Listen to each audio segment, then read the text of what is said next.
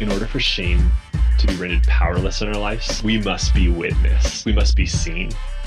Your gifting is going to seem like things that are just very obvious. They're going to seem like, well, everybody can be this welcoming. Everybody can see that moment where I just saw. We're going to feel like anybody could do it. And that's what makes it your gifting. Watch how people avoid the face of somebody in need or asking who makes you uncomfortable. Every one of those faces reveal God. We have to remember our past and recount the things that God has done for us. And then that gives us faith to keep going to where He wants us to be. Hey guys, welcome back to the Incense Podcast. I'm Sam. And I'm Blaine. And today we are joined by the most recent addition to the podcast family, putting the family and podcast She's been doing family. podcasts for a while. So is that true? Mom, thanks for being in the studio with us. Thank you. You guys are already nuts. Yeah. New York Times bestselling author Stacey Eldridge, There you go. international women's leader We usually who's don't not actually... trying to actively destroy society. Well, how are we already nuts, Mom? You're just fun. I don't mean it in a bad way. Okay, because I've been trying to get like a poll going and like have other people weigh in on just how firm my grasp is on reality. I think it's like it's slipping. you should just ask me. Nope. Actually, I haven't asked you. You're the one person that doesn't get to weigh in. Tenuous at best. Okay, but you said that she's the latest to join the podcasting world because Mom is the host of my favorite new podcast. And the origin story of our conversation today is one, sometimes guys ask us, where's your mom? I need more mothering in my life. So a surprising amount of times. Thanks for chiming in, guys. Sometimes it's the first half of that. Where's your mom? Who let you out of the house? Where's your mom? Unaccompanied. Who's letting you make these decisions? Going to page her on the supermarket system. And then the other one going, there is a new podcast and it is awesome and it is a fresh idea. I thought it'd be really fun to have a conversation about where it came from and why now and what it is about. So maybe we can just start with, where did this thing come from? Oh, that's good. You guys, I love being in here with you. Thank you. Thank you for asking me. Okay, so the podcast name is Captivated. Mm-hmm. And it's catchy. Isn't that? Sounds vaguely familiar. It sounds vaguely familiar, but different enough. Yes, it does. Right? I like it. So this wasn't my idea. I actually love being on the occasional podcast, but I never, it wasn't a thing. I want to have my own podcast. It really wasn't a deal. But God put this idea on my heart this summer. And like other things where He invites you to step out, it's this journey with Him is like stepping into the next uncomfortable thing. Mm. So this uncomfortable thing, I also got excited about because it is His idea and it is right in my wheelhouse of my passion. Yes. So the purpose of the podcast, those are P words. Nice. Nice together. That's good. Is really to help prepare the bride in these days that we are living in to be rooted and grounded and more in love with Jesus than she ever has been before because we need it. And so that's not a small task, I know, but the results aren't up to me. This is what's so good about having an idea. Yes. That's from God. It's like the pressure is off. It's off. I don't need to know. But this is interesting. So is this like a nice way of like testing if my idea is mine? Because I feel like the pressure of its results are all up to me. Can I work that the backwards way? I think you could work it the backwards way and then open up your hands and give it away. Back to you. So you're not stuck. So let's all list an idea that Sam has had that we don't think is from God. I'll go first. Oh my gosh.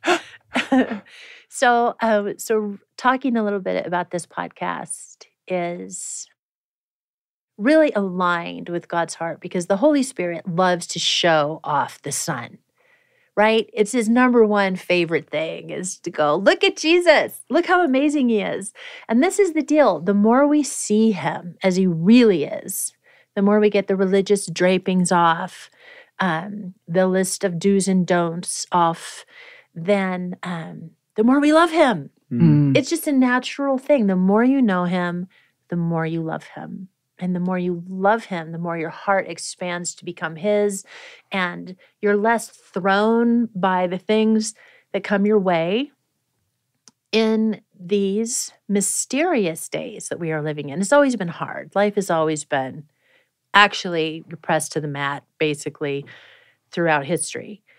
And we are living in historical times that no one has walked in before.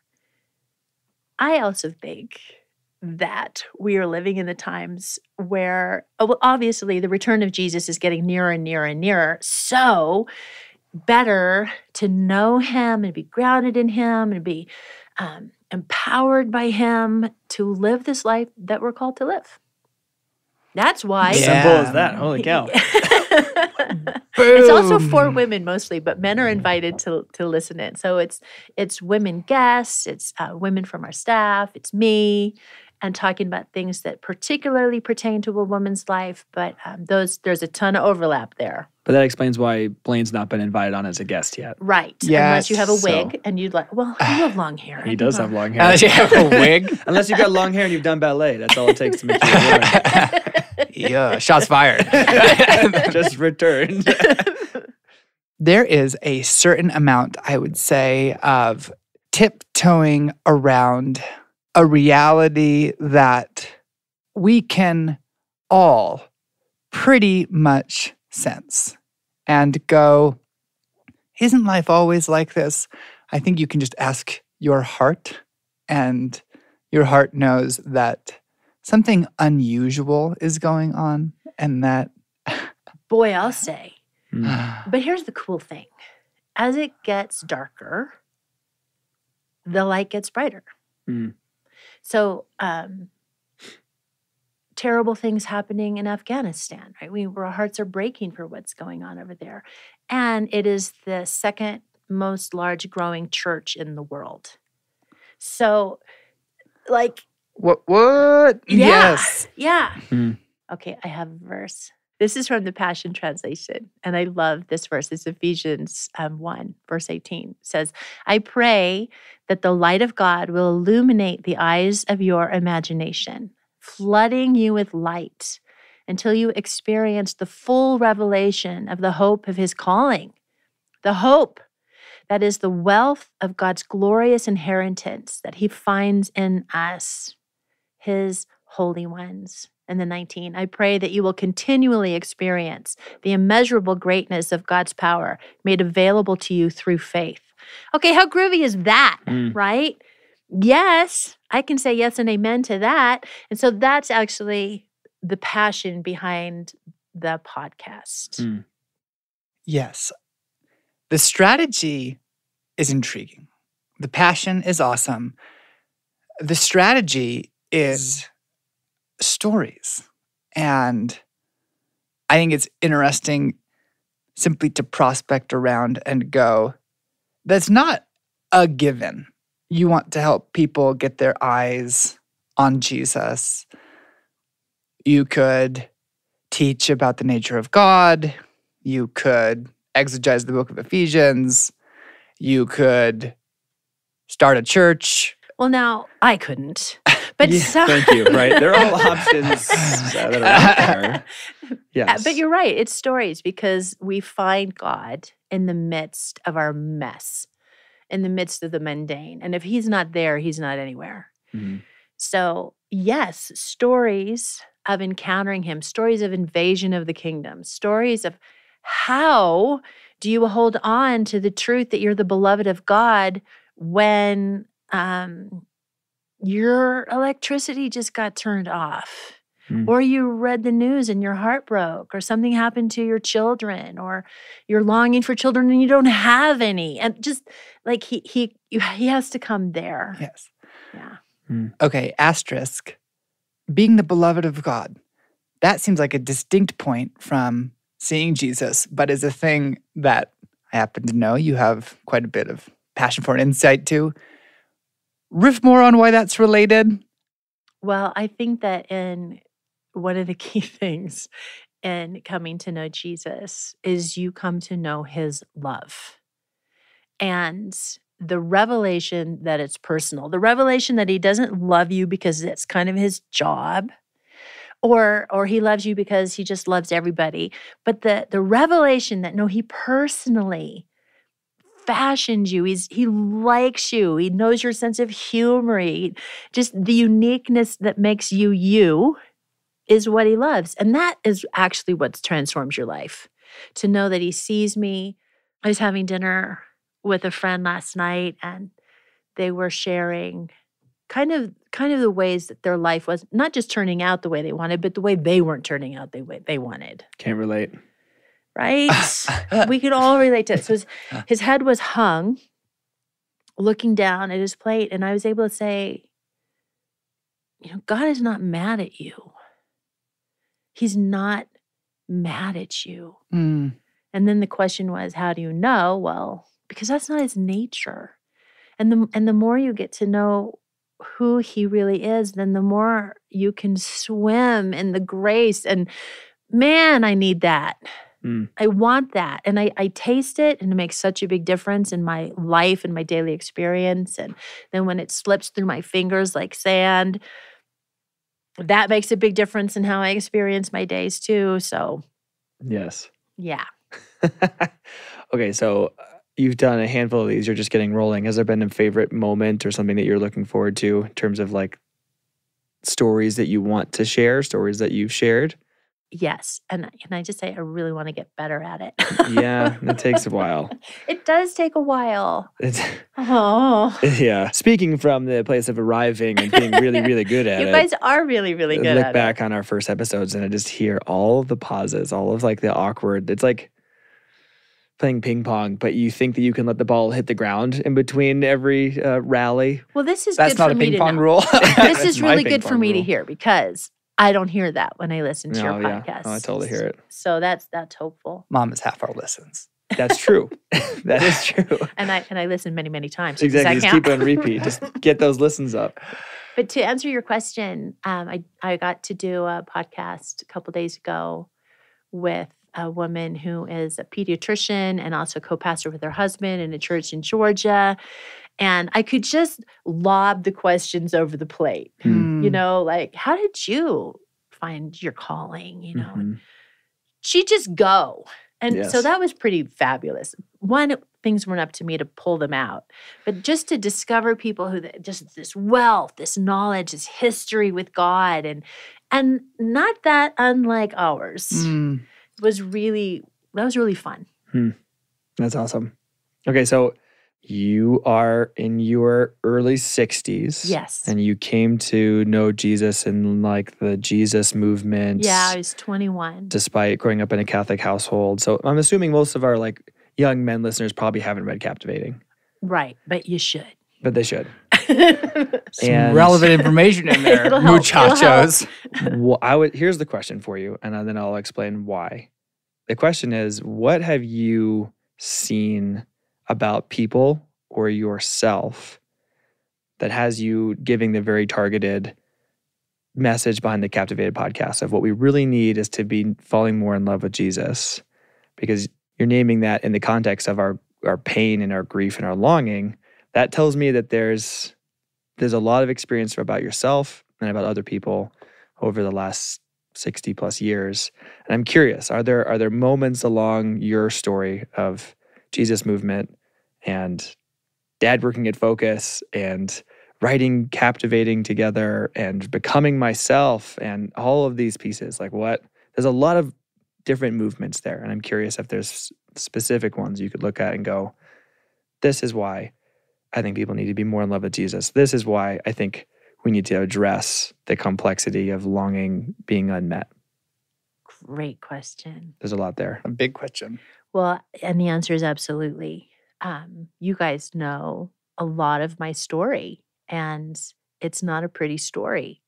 There's a lot of pain and a lot of trauma in it. And so the core message to me that I carried in my life was that I was a deep disappointment, and ultimately everyone will leave. And a failure. And I had a track record. Like, I wasn't pulling this out of the air. I know what I'll live with and under. And then also with struggle with depression, I felt like I just had a heavy cloak on my back. And when you guys were young, there was one particular day when I was, let's just say, not a great mom. Not a stellar You just had mom. one. That's Yeah, this was a highlighted day. Yeah, there was only one. That's good. Only one. Me too. Forgiveness love covers a multitude of sins. So on this day, this is one of those days when Dad got home from work and I was on the front porch. I said, Tag, you're it. And which was really better for everyone that I left. So I went for this walk, and I remember this because this was a pivotal change in my life. I went for this walk, and just to get out of the house, just to breathe. And I was really struck by the beauty of the night. This clear Colorado night, the stars in the sky were just stunning. And I just stopped and began to compliment God on the great job he did. Well done, you. This was a great idea. And these stars are stunning. And for the first time in my life, I heard, like in my spirit, I could hear it. It wasn't my own voice. I heard him say, I'm glad you like it, my darling. Okay, so what?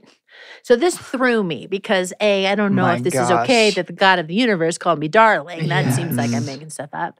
And second, I was not living well. I was not loving well. I was not being the woman or the mother or the anything that I wanted to be. And he called me darling in that place. So that night, when I do come home and go to bed, and I reached for the Bible and just opened it up. Just what do you have for me before I go to bed? And it opened up to Song of Songs. And he said, how beautiful you are, my darling. Oh my gosh. Oh, it just confirmed that it was real. And so this was the pivotal moment of even in my brokenness, even in my failings, it introduced the possibility that I'm actually not defined by my failings or by my history or trauma that I've endured or the way I'm living well or the way I'm not. I'm defined by the love of God and how he sees me. Whoa. So that was pretty pivotal. That's huge. It is. Yeah. And that was, you would have been mid-30s. Yeah, mid-30s. So this is about 30 years ago. Yeah. Yeah. And that when I became a Christian, I was full in. I jumped in with both feet. Yeah. Real serious believer. And I loved God. But then there just came a season where it's like, there's got to be more. Yes. Because, this list and looking a certain way and dressing a certain way and speaking a certain way. And I'm supposed to do this and what? Had some of the leftovers of the Catholic checking some boxes. Yeah, but man, the church widespread is pretty filled with that stuff. It is, for sure. So, question. Let's be real here for just a second. Yeah, go because to like those. the parade of the perfect. I'd be in church, and the ones that would be like this, I went to women's Bible studies, and they actually went up front to teach us how to fold a fitted sheet.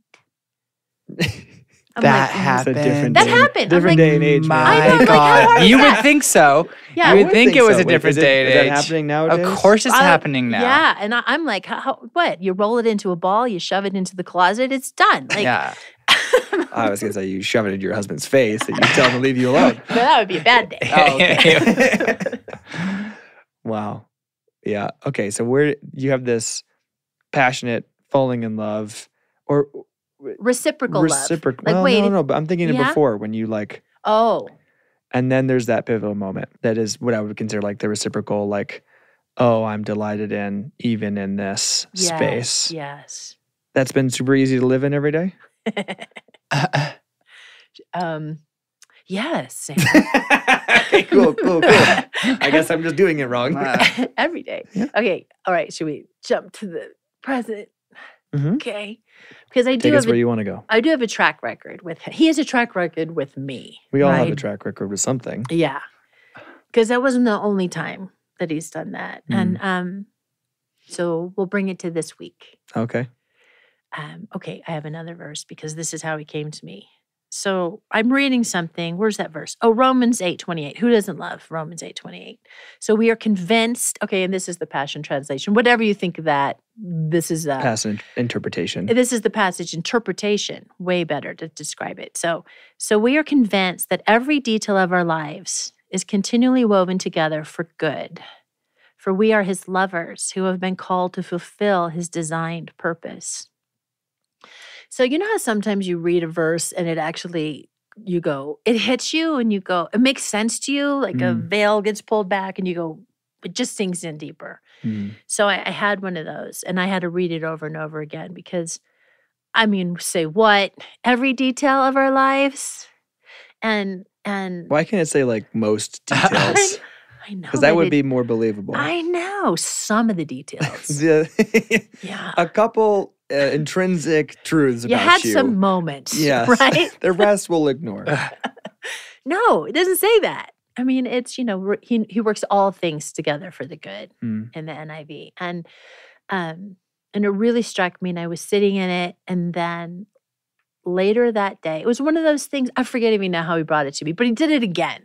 The same exact verse, the same exact interpretation. And you know how he does that? It's like, oh, you didn't get it that time and I give it to you this time. All things. And again, I don't know, maybe I'm more of a mess than most people, but I need him to come. See, you're back to my poll. Right. You're back to my, I'm trying to gauge because I don't know how good I am at gauging myself. But no, keep going. He came in the middle of a couple of weeks when, and I have a good life, I do, but I just want to run away. And I've been spending some time looking at houses in Ireland. Yes. Oh, yes. Uh-huh. And I'm glad for your nods. So, Blaine, do you know the story? I call mom. Yeah, I know. Sophomore year of college. What happened, Sam? And I was looking at one-way plane tickets to Dublin. And I was like, F this. I'm out of here. This is the worst. And I was like, well, before I click buy LAX to Dublin, I might as well call mom or dad. Mom, I think you answered the home phone. Yeah. And I said, I'm looking up one-way plane tickets. Just want you to know. And you had the best reaction, which I maybe I wasn't aware of your tendency to do this yet, but you said, oh, me too. And then you were like, you can't run away because I can't run away. Yeah, okay, good deal. Yeah, I think I had the flights up to Rome at that point. That's what it was, yeah. Yeah. But now it's Ireland. Cottages in Ireland. Oh, come on. Yeah. And then the other thing, okay, Dad doesn't know about this yet because I'm not sure I'm not going to do it. The second part. Oh, perfect. Well, he doesn't listen to this podcast, so you'll be fine. Your secret's safe with us. Secret safe. So I grew up in Prairie Village, Kansas. And the first almost 10 years of my life, I have commemorated in my memory as idyllic, right? Mm-hmm.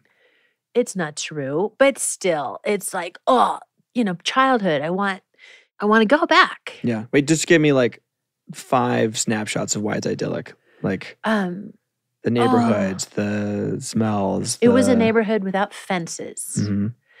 And there was all these children. And so it was the running to and fro. It was, we literally put on plays for our parents. Yes.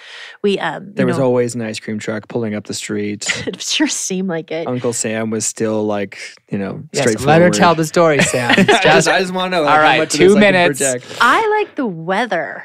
I like tornadoes. So tornado warnings were awesome. And then I remember this. Did not expect that. First time that I was ever wooed by God with the wind. I love the wind. I love it. And I remember the first time because I was going to go on my bike and I'm outside and this warm wind comes. And also by the 4th grade, I won everything. I just did. Okay. I won taking the little class guinea pig home for the weekend. Oh. I won the cakewalk. I won Citizen of the Year. What? I did. Wow. It was just a favor. Like, Yes. it felt safe. My family perhaps wasn't so safe, but there were teachers that cared for me. There was other neighbors that cared. It was just a broad foundation. So does Dad not know that you are investing in a time machine or in a home back in I dream of going. I have a lot of dreams Yeah. where I'm going back. So I looked it up. It's 8 hours away. I made reservations at a restaurant for dinner. I looked up where I could stay. Yeah. Figured out the days. And then, you guys, You're like, John, I'll be back on Sunday. watch the dogs. Stop interrupting. I'm not interrupting. So where God is coming for me is that I have such an ache for home. So yes, I want to go back and I want to walk around the neighborhood and I'm going to cry because I know that, my dad's not going to be there and my innocent self isn't going to be there. But, maybe I could smell it. Maybe I could encounter what I encountered there. So I'm not even saying that I'm not going, but where God is coming is that I have an Eden heart. I am made for a world that I don't live in. And I am made for a beauty that I don't experience and a safety and all of that. And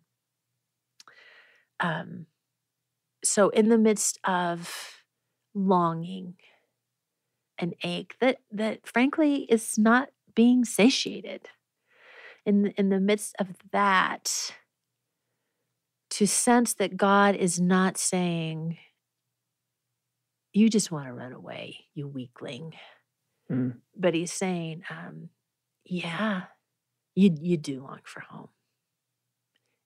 It's coming.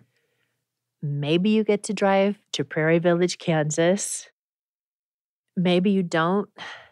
If you go, I'm going to go with you. But anyway, that's current. That's what's going on. Wow.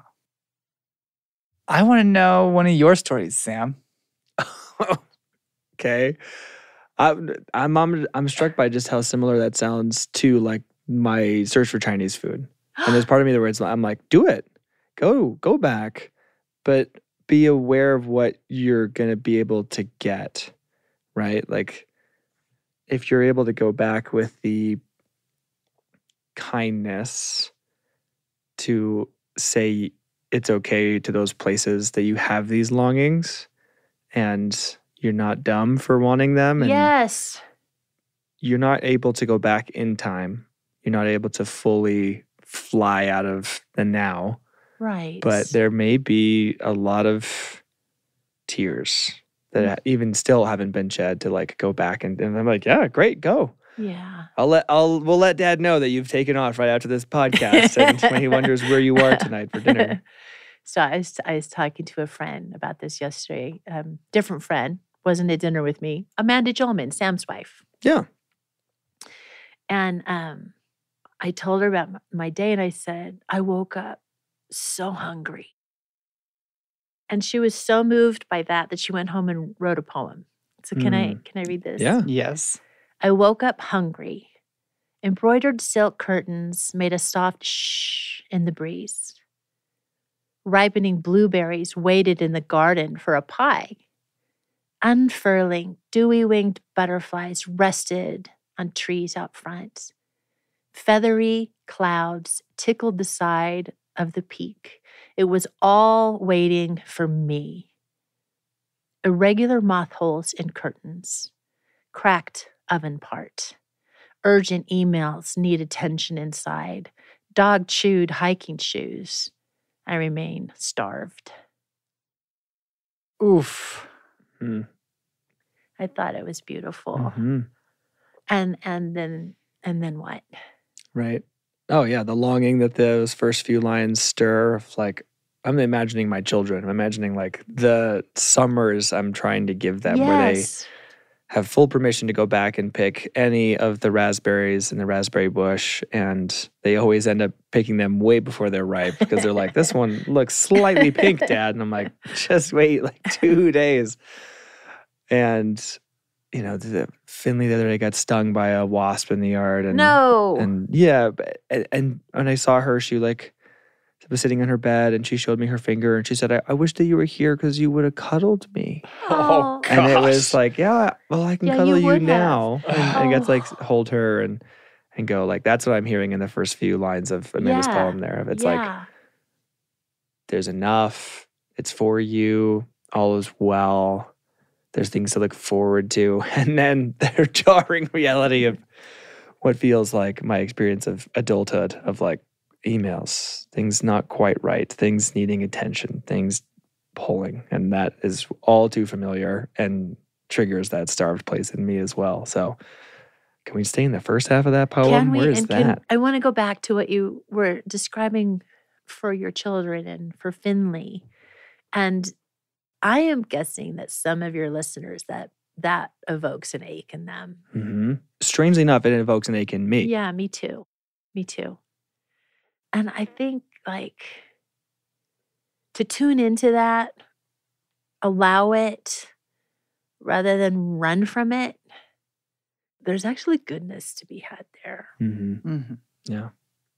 I'm circling back around to the idea for your podcast itself, which is I do experience the intensity of the Eden longing and the desire and the home desire that you're talking about. And then you add in living in a difficult and a significant time and this need to experience God in the longing, to be Yes. covered, to be addressed, to be reminded of what Jesus is like, and to have that actually meet rather than, as you said, quell, dismiss, rebuke some of the desires of your heart. There is Yes. relief to be had Yes. in remembering what he's like and having him come around again in the unique way that he does.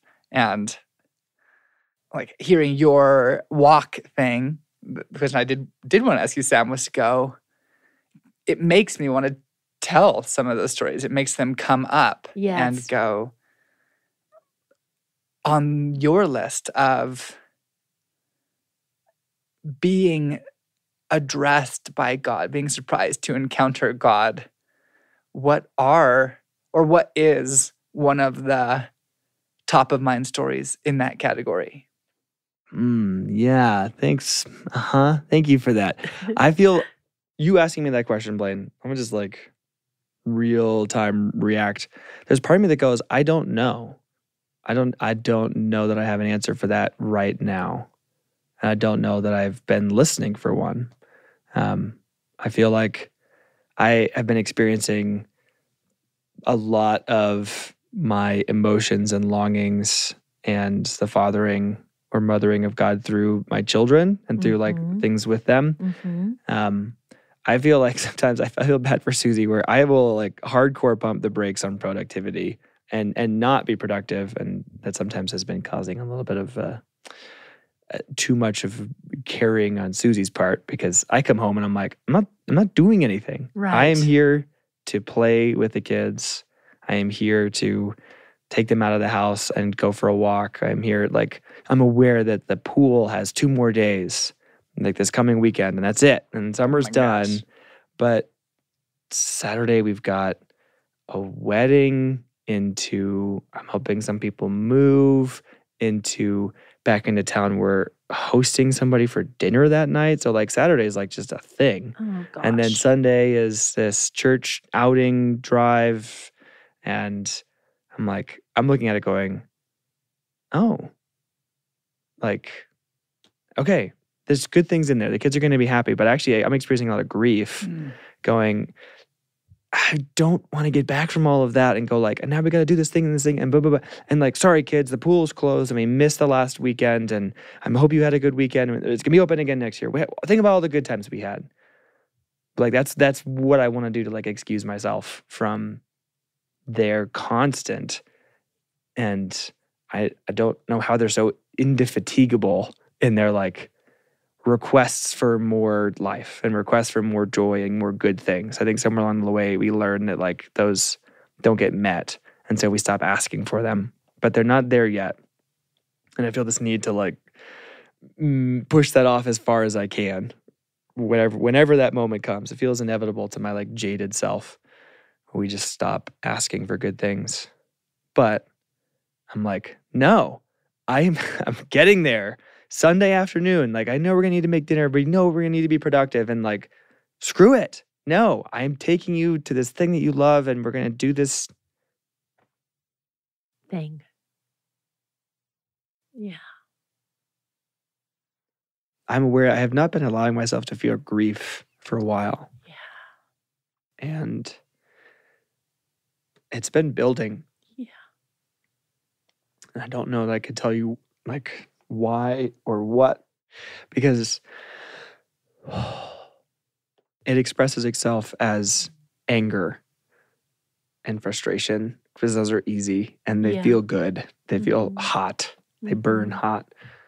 So thank you. I need to talk actually like it's been a while since tears have actually rolled down my cheeks.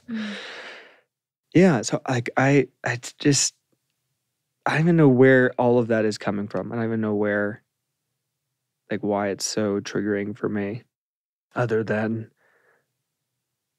I know the longing. I know the longing that we're describing, and sometimes it feels overwhelming. Yeah. And there's a part of me where it's like, F adulthood, because adulthood is getting on to the next oil change. And I'm going to miss not only like my children, but also myself and God with this pace of, oh, now the dog chewed the hiking boots and I got to go get a new pair. And the brand new dishwasher is ripping out its L brackets and is slowly getting inches further into the new cabinets. And there's this deep gash in the floor that we just paid to polish and sand from where one of the high chairs got dragged. And it's like, I think I experienced grief that it's like, wow, another year, another summer. Endings really slay me, Sam. They totally do. So when you ask, Blaine, the question of what's the recent story where I'm experiencing intimacy, I'm like, I don't know.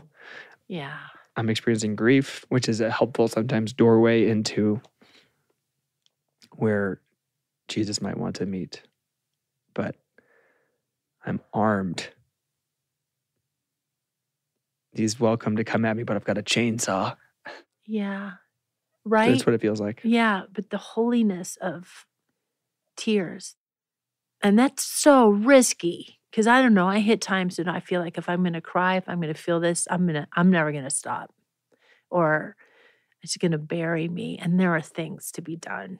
There are things required. So mercy, just mercy on your soul, mercy on everyone. Like, this is where we live now. Oh, to have Jesus invade our sorrow and get underneath, because that's where we need him in the real. Yeah, I'm grateful for your ability to do this and to actually show up, sink into the reality of not just what this time feels like, but add the young kids, add the summer, add all of these things, add the home longing, and into like, hey, where's God showing up? To be like, that, to seriously address that question, I think for most people would be like, let me think. Where is my heart? Oh my gosh, like a slope into tears, hopefully. And I was also thinking of how I was hoping that you would have a story too, because I forget. Like you talked about the walk to Pinyon Valley Park, presumably, and went, okay, so yeah, what are some of my treasured times with Jesus? And they can be really hard to remember, I think, for me, and access. And as I was roving around and going, what what is he like? What is his desire like? Actually, a story did pop up of his insistence relating to grief especially, and it seemed apropos. So it's post-college. Mm-hmm. I am all about to be engaged to Emily, and one day while I'm at work, the window's broken on my car and all of my dad's climbing gear is stolen. And climbing gear is expensive, but I could not figure out why I was so emotionally distraught. It was like, oh man, too bad, but then something was just not okay.